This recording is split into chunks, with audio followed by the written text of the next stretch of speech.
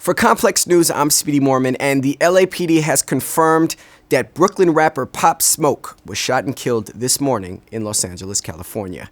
Per their press conference at 4:55 a.m. Pacific time, police units responded to a call in the Hollywood Hills area and arrived at the scene within 6 minutes. Upon arrival, authorities found a victim with multiple gunshot wounds. He was then transported to Cedars-Sinai Hospital, where he was pronounced dead. Pop Smoke was just 20 years old. Multiple suspects are said to have broken into a home where Pop was staying, with at least one wearing a mask. As of this recording, no suspects have been taken into custody, but authorities are saying there could be as many as 6. The initial 911 call came from someone back here on the East Coast, who is said to have had a friend inside the home who alerted them of the situation.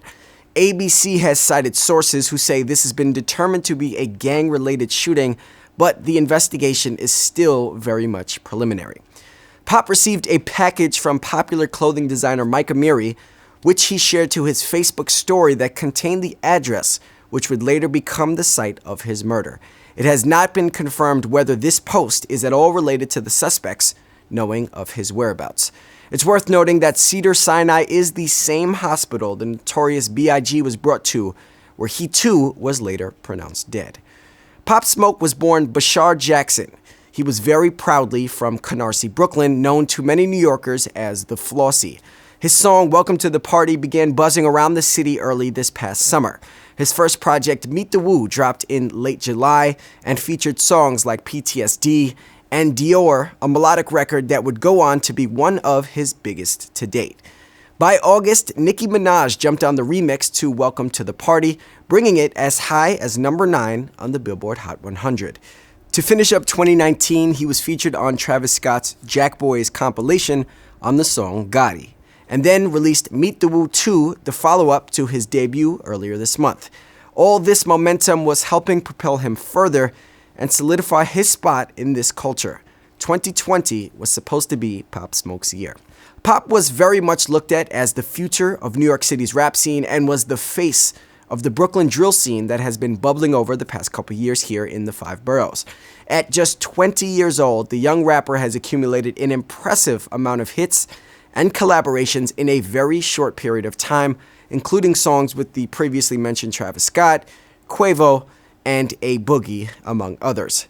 Condolences poured in from all over social media, from artists, peers, and collaborators.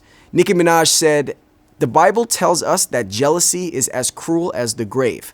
Unbelievable. Rest in peace, Pop." 50 Cent wrote, "No such thing as success without jealousy. Treachery comes from those who are close. R.I.P." And Meek Mill, who recently was often seen with Pop Smoke, wrote, "Damn, Pop."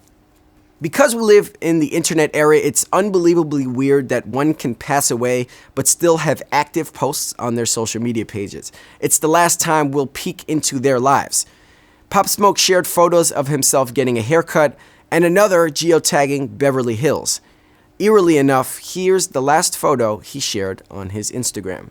I gotta be honest, 2020 is off to a very rough start.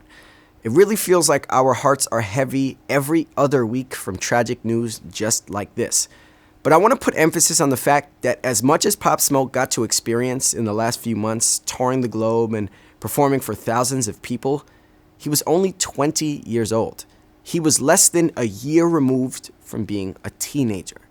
For those of you who are from or have visited New York this past summer, you saw the impact his music had. It's reminiscent of the period Bobby Shmurda and Rowdy Rebel had the city on smash. You could not go to a club, basketball game, or even a social gathering without Pop Smoke being played. Dior and Welcome to the Party were the songs everyone wanted to hear at the height of the night, and once one of them came on, every phone was out capturing stories.